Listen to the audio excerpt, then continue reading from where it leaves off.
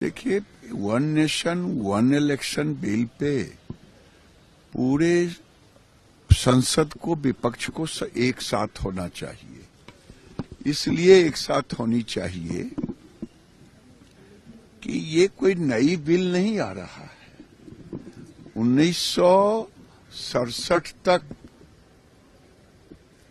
जब हम one nation one election में ही चल रहे थे, कांग्रेस ने कसम खा लिया है कि नरेंद्र मोदी जी के हर पहल को हम विरोध करेंगे।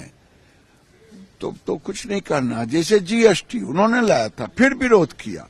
ये वन नेशन वन इलेक्शन देश के लिए है, विकास के लिए है, पूरी जनता चाहती है।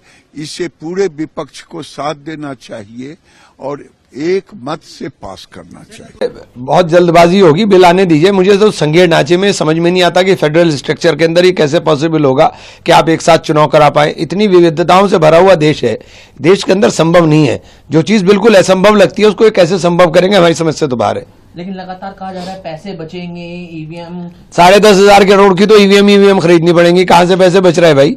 ये पैसे खर्च करने का जुगाड़ ढूंढते रहते हैं। इन्हें पैसे खर्च करने हैं। लोगों को रोजगार पे पैसे नहीं खर्च करते। आप वादे करते हो, वादे पूरे नहीं होते। नौजवान बेरोजगारी से धक्के खा रहा है, किसान को खाद नहीं मिल रहा है, किसान धक्के खा रहा है, उसकी फसल का दाम नहीं मिल रहा है, व्यापारी बर्बाद हो गया, व्यापारी की दुकान में सामान रखा है वो बिक नहीं रहा है। इस पे चर्चा नहीं होने की। महंगाई आसमान को छू रही है, इस पे चर्चा नहीं होने की। चर्चाएं किस बात पे होंगी? इन इधर उधर के मुद्दों पर। चूंकि इधर आप बात ना कर लो, इसलिए नए नए शिकू पे चढ़ जाते हैं। कहीं ना कहीं हमें क्या जो वन नेशन वन इलेक्शन जिस आड़ में लाया जा रहा है, वो फिर से पावर को सेंट्रलाइज करने की आड़ में, कॉन्स्टिट्यूशन के खिलाफ इतना, जब कॉन्स्टिट्यूशन पे इतनी व्यापक चर्चा 2 दिन लोकसभा में हुई है, आज भी राज्यसभा में जारी रहने वाली है, उस समय पे कॉन्स्टिट्यूशन पे इस तरीके का हमला करना, मैं मानती हूँ, बहुत ही दुर्भाग्यपूर्ण है।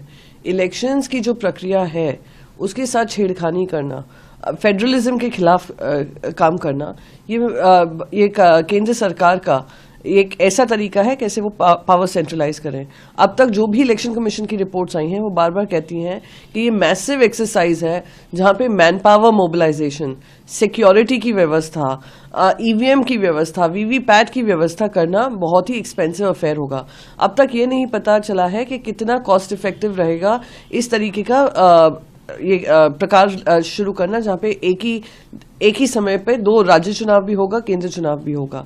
Last but not the least, मैं बस यही कहना चाहूंगी, जो ये सरकार 8-8 राउंड में 8-8 फेजेस में एक राज्य में इलेक्शन करती है। महाराष्ट्र में 2 फेजेस में किया। महाराष्ट्र, हरियाणा और झारखंड हमेशा एक साथ होता था, वो आपने उनको अलग अलग कर दिया। तो जो एक साथ 3 राज्य के चुनाव नहीं ले सकती है, वो एक ही टाइम पर पूरी कानून व्यवस्था, न्याय व्यवस्था, सबको ऑलमोस्ट पॉज पे लाकर ये इलेक्शन करना, मैं मानती हूँ, गलत है और संविधान के खिलाफ है। और ये आई एम वेरी सर्टेन कि इसके पुरजोर तरीके से जब लोकसभा में इंट्रोड्यूस किया जाएगा, ऑपोजिशन उसका विरोध करेगी और उनको सिलेक्ट कमेटी में या ज्वाइंट कमेटी में इसको भेजा जाएगा।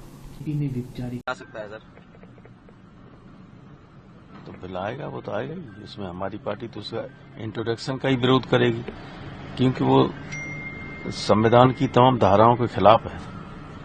और वो बिल पास होने के बाद भी जो कमियां अभी हैं कि पैसा बहुत खर्च होता है, तब भी अगर विधानसभा भंग हो जाती है बीच में, अगर अविश्वास प्रस्ताव से या लोग दल बदल करके इधर उधर चले जाते हैं, तो तत्काल फिर चुनाव कीजिए, तो चुनाव तो होते ही रहेंगे इधर उधर।